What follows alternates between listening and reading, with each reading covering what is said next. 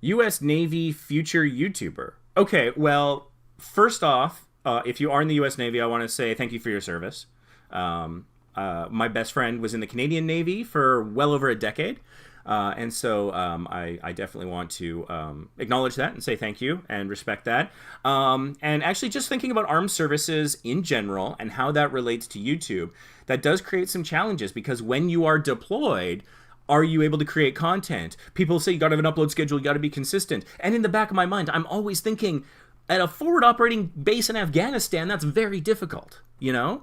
And so I worry about people saying, like, well, if you're not consistent, you'll never succeed. I'm like, no, I don't think so. There's a lot of different paths to success. One of the things that people often bring up in the Facebook group, Small YouTubers Boost, Small YouTubers Boost. It's facebook.com/groups slash Small YouTubers Boost. The link is on the screen here.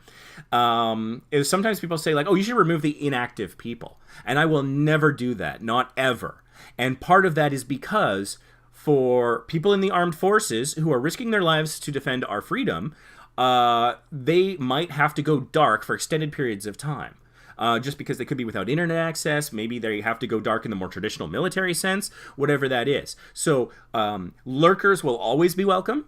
And we do not require people to be active at any particular time. In our Facebook group, our engagement rate has always been above 55%, which means that more than half of the people will come to the group and do something at least once a month. And that's cool. And if that number's higher, great. If it goes lower, I'm not changing that policy. We are not going to remove people for being inactive for that particular reason. And I could go on a rant about when the Xbox One launched and their whole thing with internet connectivity, but that's a conversation for another time.